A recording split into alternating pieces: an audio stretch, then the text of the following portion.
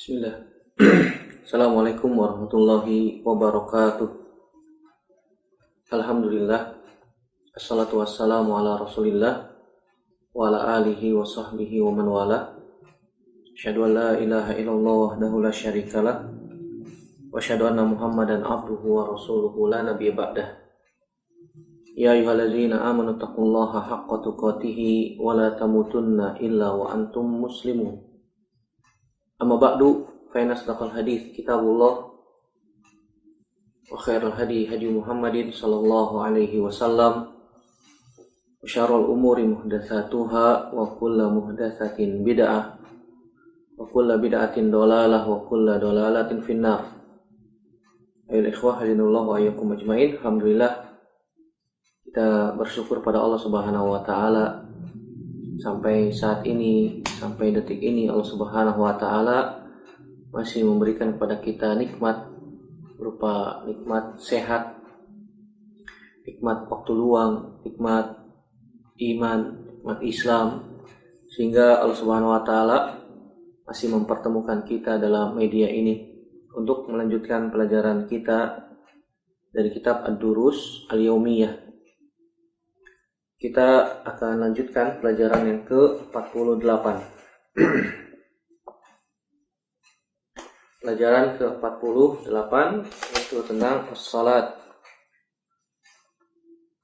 Pada pelajaran ini kita akan membahas dua hal. Yang pertama itu fadlus salat dan hukmu tarikis salat. Pada pelajaran kali ini kita akan membahas tentang salat, keutamaan salat dan hukum meninggalkan salat. Adapun salat secara bahasa maknanya adalah ad-du'a bi khairin. Ad-du'a bi khairin itu kita mendoakan dengan kebaikan. Sebagaimana Allah Subhanahu wa taala mengatakan wasalli alaihim. Wasalli alaihim, dan salatlah atas mereka, maksudnya adalah ud'u lahum, itu doakan untuk mereka. Adapun salat secara bahasa doa, maksudnya ketika kita bersolawat kepada sesama hamba, maka maksudnya adalah mendoakan hamba. Berbeda dengan ketika Allah Subhanahu wa taala bersolawat kepada hamba. Allah Subhanahu wa taala bersolawat kepada hamba dari atas ke bawah. Maksudnya adalah as-sana alaihim, itu maksudnya adalah pujian Allah Subhanahu wa taala kepada hamba tersebut. Sebagaimana Allah Subhanahu wa taala mengatakan, innallaha wa malaikatahu yusholluna 'alan nabi. Sungguhnya Allah dan malaikatnya bersalawat kepada nabi. Maksudnya adalah memuji nabi, yaitu memuji hamba tersebut. Adapun secara istilah atau secara syar'i, salat maknanya adalah aqwalun wa af'alun muftatahatun bit takbir muhtatamatun bit taslim bi syara'it wa makhsusatin. Adapun salat secara istilah, secara syar'i, maksudnya adalah perkataan dan perbuatan. Perkataan dan perbuatan muftatahatun bit takbir, yang diawali dengan takbir, maksudnya adalah takbiratul ihram. Jadi kalau mau sholat kita takbiratul ihram dahulu. Kalau misalnya kita masbuk dan mendapati imamnya sedang ruku atau sedang sujud, maka kita harus takbiratul ihram terlebih dahulu. Kenapa? Karena takbiratul ihram dalam sholat merupakan miftah, masuk pembuka kunci untuk masuk ke dalam sholat. Kalau kita tidak takbiratul ihram dahulu, maka belum masuk ke dalam sholat. Kalau misalnya kita lihat ada orang masbuk, imamnya sedang ruku atau sedang sujud, dia langsung sujud, dia langsung ruku, maka dia belum masuk ke dalam sholat. Muhtatamatun bit taslim, dan diakhiri dengan salam. Bisyara'it makhsusatin, dengan syarat-syarat yang khusus. Ini pembahasan dalam fikih ya. Adapun salat fardu ada 5, sebagaimana yang sudah kita ketahui. Ada zuhur, ada asar, ada maghrib, ada isya, dan ada subuh. Berdasarkan hadis Anas bin Malik radhiyallahu anhu, Dia berkata, furidat ala Nabi sallallahu alaihi wasallam as-salawatu lailata usriya bihi khamsina thumma naqasat hatta ju'ilat khamsan thumma nudiya ya Muhammad innahu la yubaddalul qawlu ladayya wa inna laka bihadhil khamsi khamsina. Muttafaqun alaihi. Kata Anas bin Malik radhiyallahu taala anhu, furidat ala Nabi, difardukan, diwajibkan atas Nabi sallallahu alaihi wasallam pada malam Isra lailata usriya bihi khamsina, ketika di malam Isra sebanyak 50 rakaat. Awalnya sholat difardukan sebanyak 50 waktu. Kemudian nakisot atau nakosot hatta ju'ilat khamsan, kemudian dikurangi sampai menjadi 5 waktu. Sumanu dia, kemudian dipanggil seraya ada seruan mengatakan, ya Muhammad innahu la yubaddalul qawlu ladayya, wahai Muhammad, sungguhnya ketetapan di sisiku tidak bisa diubah. La yubaddal, tidak bisa dirubah. Wa innalaka bihadzil khamsi khamsina, dan untukmu salat 5 waktu ini sama dengan 50 waktu. Hadis ini dikeluarkan Imam Bukhari dan Imam Muslim, begitu juga Imam Tirmizi. Secara ringkas dan panjang lebar dikeluarkan Imam Bukhari dan juga disebutkan dalam Fathul Bari dan diriwayatkan juga oleh Imam Muslim. Begitu juga dari Talha bin Ubaidillah bahwasanya anna a'rabiyan ja'a ila Rasulillah sallallahu alaihi wasallam sa'ira ra'si. Faqala ya Rasulullah akhbirni ma faradallahu alayya minas salat. Qala as-salawatul khamsu illa an tatawwa'a syai'an. Dari hadis Talha bin Ubaidillah radhiyallahu ta'ala anhu bahwasanya ada seorang Arab Badui datang pada Nabi sallallahu alaihi wasallam, sa'ira ra'si, yaitu rambutnya tidak tersisir, berantakan, acak-acakan. Kemudian dia mengatakan, ya Rasulullah, wahai Rasulullah, akhbirni ma faradallahu alayya minas salat. Wahai Rasulullah, kabarkan kepadaku salat yang Allah Subhanahu wa taala wajibkan kepadaku. Kemudian Nabi SAW mengatakan as-salawatul khamsu, itu salat yang 5 waktu, illa an tatawwa'a syai'an, kecuali jika Anda hendak melakukan tatawu, maksudnya salat sunnah. Di sini diriwayatkan Imam Bukhari dan Imam Muslim, begitu juga diriwayatkan Imam Abu Dawud dan Imam An-Nasai. Dari hadis-hadis ini kita bisa ambil pelajaran bahwasanya salat yang Allah Subhanahu wa taala wajibkan bagi kita adalah salat 5 waktu. Salat 5 waktu, ada salat zuhur 4 rakaat, salat asar 4 rakaat, ada salat maghrib 3 rakaat, salat isya 4 rakaat, dan salat subuh 2 rakaat. Kita masuk pembahasan yang pertama, yaitu tentang masalah kedudukan salat. Kedudukan salat disebutkan di dalam banyak hadis Nabi Shallallahu Alaihi Wasallam bahwasanya salat memiliki kedudukan yang sangat agung. Di antara kita akan bacakan tiga hadis tentang fadlus salat, tentang kedudukan salat.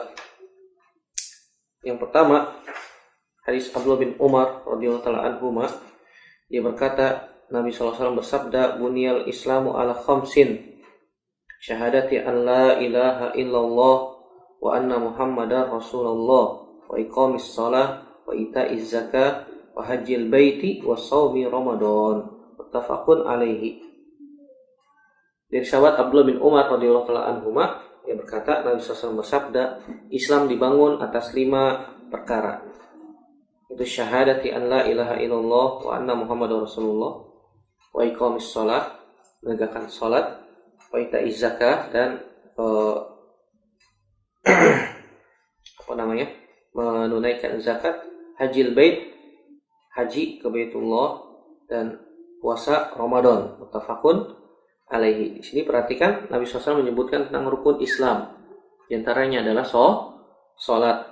Dan ketika Nabi SAW menyebutkan puasa Ramadan di akhir di dalam hadis ini, yang pertama syahadatain, kemudian salat, ketiga zakat, kemudian yang keempat haji, wa hajil bait wa shaumi Ramadan. Kata para ulama, ini penyebutan bukan secara urut. Karena yang urut yang benar adalah puasa dulu baru haji. Di sini Nabi SAW menyebutkan secara penyebutan saja, dan ini dalam bahasa Arab tidak ada masalah ya, tidak ada masalah. Bukan berarti haji rukun Islam yang keempat, puasa rukun Islam yang kelima, bukan. Ini penyebutan secara acak, bukan secara urutan. Nah, di sini Nabi SAW menyebutkan bahwasanya di antara rukun Islam adalah salat. Oleh karena itu salat memiliki kedudukan yang agung. Barang siapa yang meninggalkan salat, maka dia bisa terancam dosa besar. Nanti kita akan bahas tentang hukum orang yang meninggalkan salat. Kemudian hadis yang kedua, yaitu hadis Abdullah bin Umar juga radhiyallahu taala anhuma. Nabi SAW mengatakan, umirtu an uqatilan nas hatta yashhadu an la ilaha illallah wa anna muhammadar rasulullah wa yuqimus shalah wa yutuz zakah. Fa idza fa'alu dzalika asamu minni dima'ahum wa amwalahum illa bihaqqil islam wa hisabuhum 'ala Allah. Muttafaqun alaihi.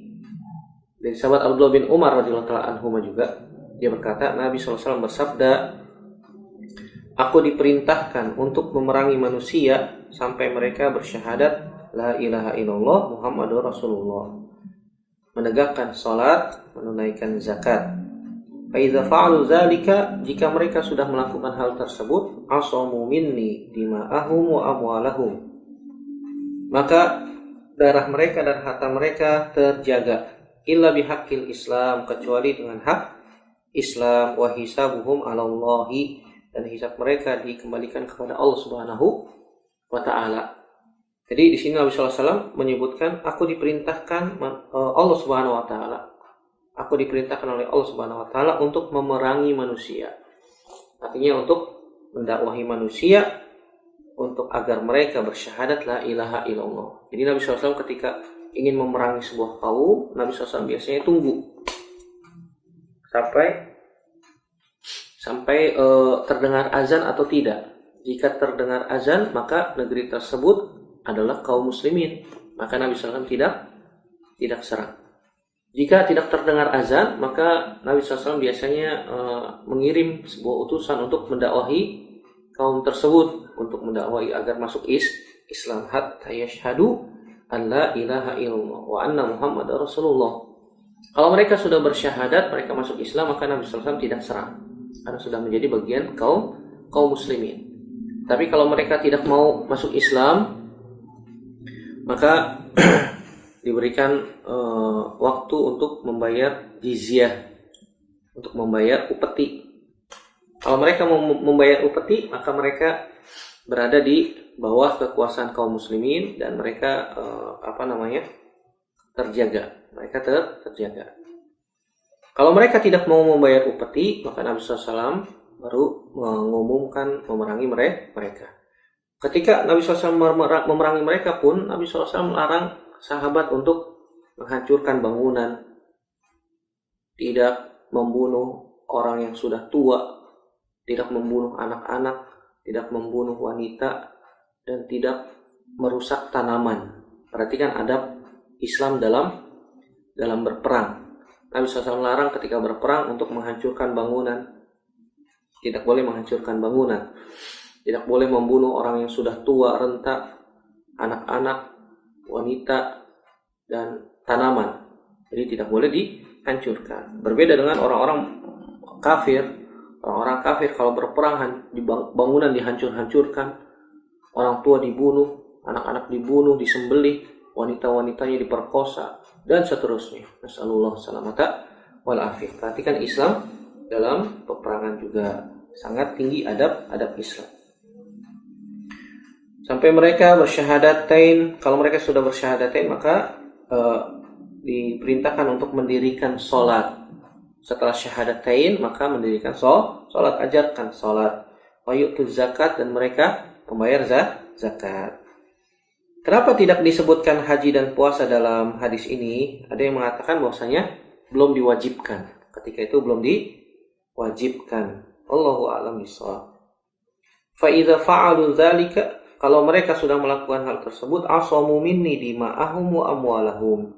Kalau mereka sudah bersyahadatain dan salat, maka harta dan darah mereka terjaga. Tidak boleh dialirkan darah mereka sembarangan. Tidak boleh harta mereka diambil sembarangan. Kenapa? Karena mereka sudah masuk Islam, mereka muslim. Ini menunjukkan bahwasanya seorang muslim terjaga darah dan hartanya. Tidak boleh diambil hartanya, dirampok, dicuri, dan seterusnya. Sembarangan, tidak boleh. Tidak boleh dialirkan darahnya. Darah kaum muslimin berharga, sangat mahal di sisi Allah Subhanahu wa ta'ala. Illa bihaqqil Islam, kecuali dengan hak Islam. Maksudnya gimana? Maksudnya ketika mereka melakukan pelanggaran dan mewajibkan hukum kisos, maka wajib dikisos. La yahillu damu mri'in muslim illa bi ihda salas, kata Nabi SAW. Tidak halal darah seorang muslim kecuali dengan 3 hal. Yang pertama, an-nafsu bin nafsi wa as-sayyibu zani wa nafsu bin nafsi wa tariku lidiniha al-mufariqu lil jamaah. Nabi SAW, tidak halal darah seorang muslim kecuali dengan 3 hal. Yang pertama, as-sayyibu zani, seorang yang sudah menikah dia berzina. Maka orang yang sudah menikah kemudian dia berzina, hukumannya dirajam. Hukumannya dirajam sampai mati. Ketika hukum rajam pun harus diperhatikan. Tidak ada dalil yang menunjukkan harus dikubur seleher. Berdasarkan hadis wanita Gomid dari suku Gomid yang datang kepada Nabi SAW, mengadukan, menceritakan, melaporkan bahwasanya dia telah berzina. Di dalam hadis tersebut Nabi SAW akhirnya melempari wanita dari suku Gomid tersebut dengan batu sampai tewas. Begitu juga kisah tentang Ma'iz yang datang kepada Nabi SAW melaporkan bahwasanya dia telah berzina. Kemudian Nabi SAW mengatakan, apakah benar? Iya. Apakah seperti tutup botol masuk ke dalam botolnya? Iya. Sudah tidak ada penghalang? Iya. Nabi SAW sampai bertanya, coba lihat, coba cium mulutnya. Jangan-jangan dia mabuk. Ketika dicium tidak ada bau khamar. Dia tidak mabuk. Coba periksa akalnya, jangan-jangan dia gila. Khawatirnya gila, tapi ternyata tidak gila.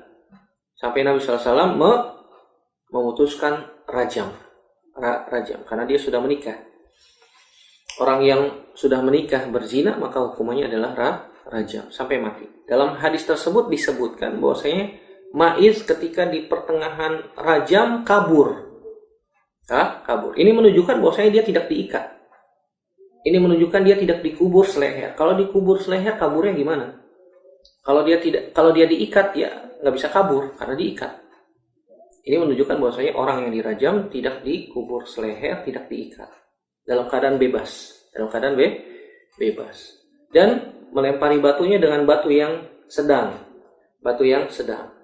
Kata Syekh Utsaimin, hikmahnya dengan batu sedang supaya dia bisa merasakan sakit dari ujung kepala sampai ujung kaki, sebagaimana dia merasakan nikmat ketika berzina dari ujung rambut, dari ujung kepala sampai ujung kaki. Tidak boleh dengan batu yang sangat besar. Dengan batu yang besar aja Ustaz, sekali lempar langsung mati kan gitu. Tidak seperti itu ya. Islam mengajarkan tidak seperti itu. Begitu juga tidak dengan batu yang sangat kecil. Kalau batu yang sangat kecil ya nggak mati-mati dia. Tapi batu yang sedang, yang bisa melukai, tidak terlalu besar, tidak juga terlalu kecil. As-sayyibu zani ini maka boleh dialirkan darahnya dengan hak Islam. Yang kedua adalah an-nafsu bin nafsi, boleh dialirkan darahnya jika dia membunuh seorang muslim sengaja. Maka hukumnya kisos, hukumnya dipancung kepalanya, kepalanya. Nah, ketika ditetapkan hukuman kisos, maka hukuman kisos ini bisa batal jika ahli warisnya membatalkan hukuman kisos. Misalnya ahli warisnya ada 4, maka 4-4-nya ini harus sepakat kisos. Jika ahli warisnya ada 4, maka 4-4-nya harus sepakat kisos. Kalau yang 3 sepakat kisos, yang 1 tidak sepakat, artinya dia minta ganti rugi atau diat, maka kisosnya batal. Kisosnya batal. Maka 4-4-nya ahli warisnya harus sepakat. Nah, ketika di hari H sudah ditetapkan hukuman kisos dan kok si pelaku sudah mau dipancung kepalanya, nah maka si 4 orang ini ahli waris harus melihat dengan mata kepala mereka sendiri prosesi kisos tersebut. Apa hikmahnya? Di antaranya disebutkan oleh para ulama, ketika Allah Subhanahu wa taala melihat langsung, maka dendamnya hilang.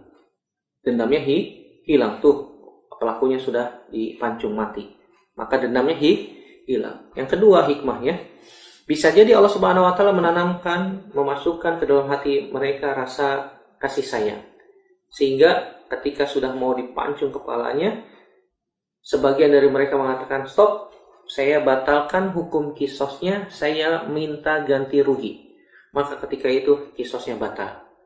Dan si pelaku wajib mengganti rugi sebesar 100 ekor unta. 100 ekor unta. Jadi ini hukuman kisos. Beda sama hukum rajam. Kalau hukum rajam sudah ketok palu sama pemimpin, maka nggak bisa batal.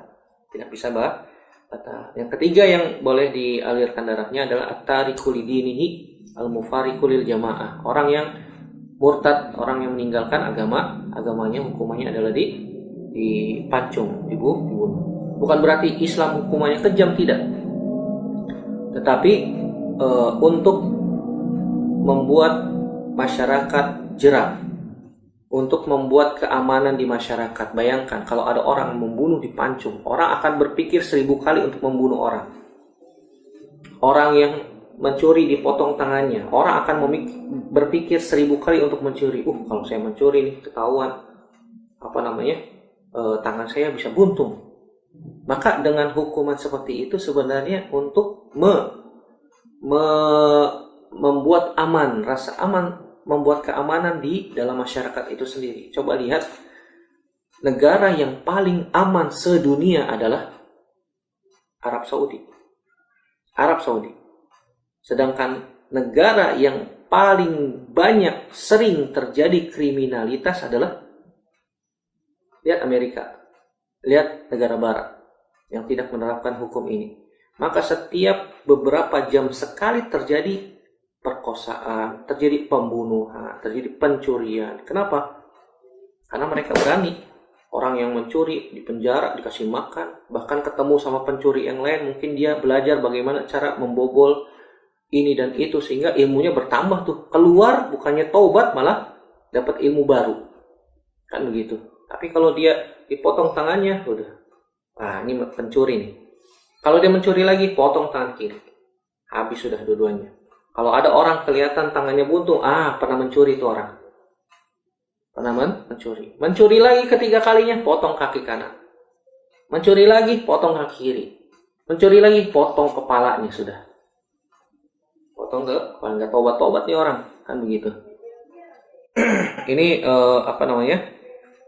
yang boleh dialirkan darahnya dalam hak Islam. Begitu juga para ulama menambahkan ada juga yang melakukan praktek dukun, sihir ataupun yang sejenisnya, maka dipancung kepalanya setelah diberikan waktu untuk bertaubat. Kalau mau bertaubat, alhamdulillah. Kalau tidak mau, setelah diberikan nasihat, maka dia dipancung kepalanya. Begitu juga ditambahkan oleh para ulama yang melakukan praktek hubungan seksual yang terlarang seperti homoseks, seperti yang dilakukan oleh kaumnya Nabi Lut. Maka ada yang mengatakan dipancung, ada yang mengatakan harus dilempar dari tempat yang tinggi kemudian dilempari batu. Allahu a'lam bishawab. Wa hisabuhum 'ala Allah, dan hisabnya dikembalikan kepada Allah Subhanahu wa taala. Kemudian hadis yang ketiga yaitu hadis Abu Hurairah radhiyallahu taala anhu yang berkenaan tentang keutamaan salat. Nabi SAW bersabda, "Awwalu ma yuhasabu 'alaihi al-'abdu yaumal qiyamah min amalihi salatuhu, fa in saluhat faqad aflaha wa in fasadat faqad khaba wa khasira fa in intaqasa min faridatihi syai'an qala rabb azza wa jal unzuru hali abdi min tatawwu'in fayakmulu biha man taqasa min al-faridah thumma yakunu sa'iru a'malihi ala hadza akhrajahu Abu Dawud. Dari sahabat Abu Hurairah radhiyallahu taala anhu, dia berkata, Nabi SAW bersabda, yang pertama kali dihisab oleh Allah Subhanahu wa taala atas seorang hamba pada hari kiamat adalah salatnya. Salatnya. Jika salatnya baik, maka baik pula seluruh amalnya. Jika salatnya buruk, maka buruk pula seluruh amalnya. Jika dari salat fardunya ada yang kurang, maka Allah Subhanahu wa taala mengatakan, unzuru, perhatikanlah, lihatlah, hali abdi min tatawu'in, apakah hambaku ini memiliki amalan-amalan yang sunnah, salat-salat sunnah atau tidak. Fayakmulu biha man taqasa min al-faridah, maka salat-salat sunnah tersebut bisa menambal kekurangan yang ada pada salat wajib tersebut. Tsumma yakunu sa'iru a'malihi ala hadza. Begitu juga amal-amal yang lain dilakukan seperti ini. Allahu a'lam bishawab. Lihat Nabi SAW mengatakan bahwasanya salat adalah amalan yang pertama kali dihisab oleh Allah Subhanahu wa taala. Kemudian pembahasan yang kedua yaitu tentang hukum orang yang meninggalkan salat. Kaum muslimin sepakat bahwasanya orang yang meninggalkan salat dengan keyakinan bahwasanya salat itu tidak wajib, para ulama sepakat orang seperti ini keluar dari agama Islam. Bahwasanya ada orang yang tidak sholat, dia ngaku muslim, tapi meyakini sholat itu tidak wajib. Maka para ulama sepakat bahwasanya dia keluar dari agama Islam. Islam. Sebagaimana Nabi SAW mengatakan, Inna bainar rajuli wa bainas syirki wal kufri tarkas salat. Dalam Sahih Bukhari dan Sahih Muslim disebutkan bahwasanya perjanjian antara kesyirikan, perbedaan antara kesyirikan, kekufuran, dan kekufuran adalah meninggalkan salat. Artinya orang itu kalau meninggalkan salat dalam keadaan dia yakin salat itu tidak wajib, maka dia keluar dari agama Islam. Adapun jika dia meninggalkan sholat tahawunan karena malas, karena